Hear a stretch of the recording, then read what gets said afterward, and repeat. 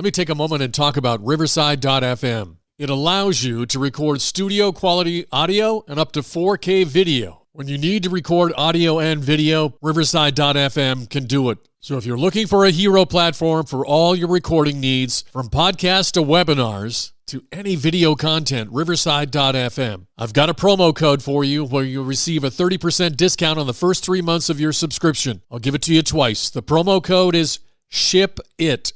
All one word, SHIPIT, and you'll pick up a 30% discount on your first 3 months of your subscription. Riverside.fm. It's now time for an episode of the Football History Rewind, where we go football year by year, and today we look at Amos Alonzo Stagg, as he contributed so much to the game of football, but none of his earliest concept is so greatly overlooked, and we're going to go over it in detail today in just a moment.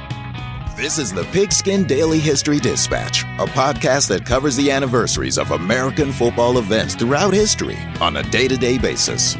Your host, Darren Hayes, is podcasting from America's North Shore to bring you the memories of the gridiron, one day at a time.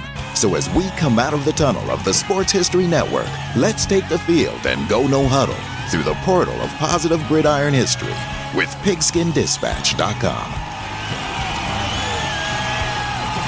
This podcast is part of the Sports History Network, your headquarters for the yesteryear of your favorite sport.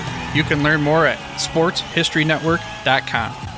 Hello, my football friends. This is Darren Hayes of PigskinDispatch.com, and welcome once again to the Pigpen, your portal to positive football history and to the Sports History Network. And geez, are we having a great time going through football year by year. I hope you're catching some of these great football history rewinds that we're covering here today. And this whole month, we've been really going through a lot of really some great research in the late 19th century, and today's no exception. In part 18 of this series, football was in the late 1890s. It was a fairly stable period for the fledgling sport, relatively speaking, that is. It was only a few years prior to the sport that most met what could have been its demise, as the collegiate game was split into faction over the rules.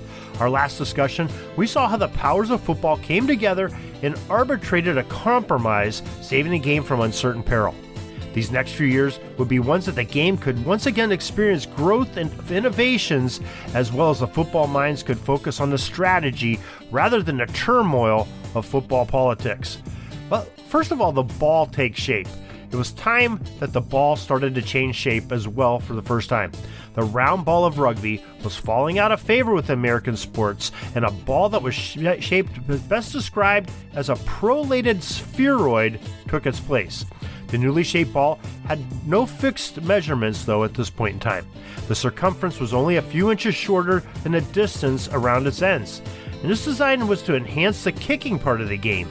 The reader should remember the forward pass was some years off into the future, not around yet, so being able to place one hand on the ball to throw was not a consideration by the ball's designers of these late 1890s.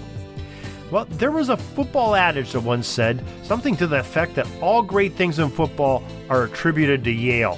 And when you think about it in respect to the early game, that statement really holds a lot of water. Names like Walter Camp, Putch Heffelfinger, George Woodruff. Hey, and did I mention Amos Alonzo Stagg? Yeah, this is the same Amos Alonzo Stagg that played for Walter Camp's undefeated Yale team of 1888. He might be better remembered for his coaching career, though, as he coached the college teams almost every year from 1892 until 1959, when at the age of 98, he retired only due to the illness of his wife. Stagg is not only remembered for his longevity to the game, but his great innovation. Coach Stagg came up with a couple of staples of football during this 1898 season during his first coaching post at the University of Chicago, where he held the position for 41 years. Chicago was hosting the University of Michigan for the last game of the season on Thanksgiving Day in a rare indoor game at the Chicago Coliseum. Stagg knew that being indoors, the crowd noise would play a big factor in the communication of his team. Signals for plays calling were only recited at the line of scrimmage in those days by the quarterback. There wasn't a huddle at that point. Stagg had earlier experiences playing indoors in 1890 and 1891 in New York's Madison Square Garden. And the great coach Stagg instructed the Chicago squad before the 1898 game to huddle up before each offensive play so as to get the signals. This is the first known time that a huddle was used for play calling. It would be many more years before it was accepted practice, though, for teams playing outside games as crowds became large enough in the open air to disrupt offensive communications. Another great Stagg innovation was the onside kick. That rule that the ball must travel at least 10 yards during a kickoff before the kicking team could recover was very recently included in the rule books in the early 1890s at that time. Stagg instructed his kicker to lay the ball on its side rather than to be held by a teammate with the point touching the ground. This would make the ball travel less distance at an unpredictable pattern, giving the kicking team ample chance of recovery. Stagg was a creator of another kicking innovation too at this time, as he employed the first direct snap to the punter from center during a game in 1896. Stagg's punter at the time, Clarence Hirschberger, also came up with something new as he launched punts and put the ball in a spiral-like pattern that often gave his kicks outstanding distance over the other punting styles of the time. Author Jennifer Taylor Hall, in her book Amos Alonzo Stagg, College Football's Man in Motion, has some great insight on A.A. Stagg and his accomplishments in football. You can refer to our December 25th and December 29th football history headline posts to get links to purchase this great account on Stagg's life, and you can check out her interview on our friend show and fellow Sports History Network partner Arnie Chapman's Football History Do podcast, episode 149. But before we go, let's talk about what happened with the Rules Committee. The football, they convened on March 7th of 1898 and developed some interesting changes in the rules of the sport. One of note was to put a little bit of bite into an official's call for the players who had a bit tad aggressive, let's say. A new rule that stated 15-yard penalty could be imposed against a team who had a player that piles on after the referee signaled the ball was dead. And that was applauded by most players and coaches. It was a great deterrent in preventing the dangerous situation. 15 yards would also be the penalty enforcement for a player throwing down or hitting someone who caught and healed a fair catch. The offended team also could employ a free kick after such a violation and walk off the yardage or start a play from scrimmage. In conjunction of the above, a penalty of 10 yards would be imposed on the acts of offsides, holding, unfair use of hands and arms, and tripping. Likewise, delay of games fouls would award 5 yards to the opposition of the offended team. The next meeting of the Rules Committee was on March 17, 1899, and a couple more items helped to shape the game while heading into the 20th century. The first was that a ball that struck an official would no longer become dead. Instead, play was to continue as it had never touched him, and there started the concept of an official being a part of the playing field was begun at that point. Football was taking shape in the 1800s as they ended, and a lot more to change was to come in the new century.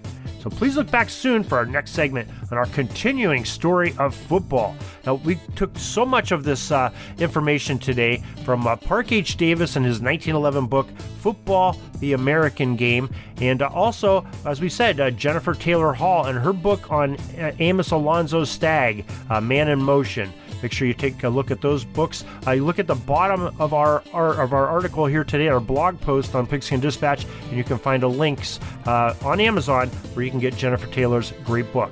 So till tomorrow, everybody, have a great gridiron day. That's all the football history we have today, folks. Join us back tomorrow for more of your football history.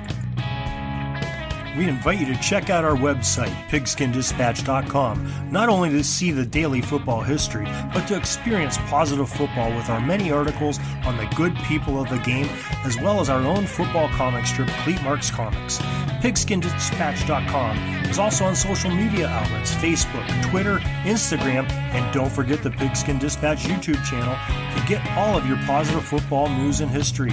Special thanks to the talents of Mike and Gene Monroe, as well as Jason Neff for letting us use their music during our podcast. This podcast is part of the Sports History Network, your headquarters for the yesteryear of your favorite sport. You can learn more at sportshistorynetwork.com.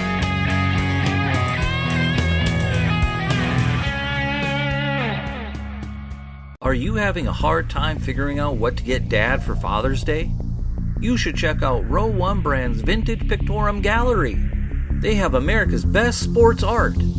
With over 7,200 historic sports prints, you're assured to find something unique for Dad this Father's Day. Instead of a boring old tie, get him a historic baseball photo taken by Henry High Sandham at the historic Polo Grounds Stadium in New York City during the 1894 Temple Cup. Or, if he's an NFL buff, check out the 1963 vintage NFL poster. These are so good looking that you'll be amazed how they turn out. Shop now at sportshistorynetwork.com/row1 and save 15% off your order.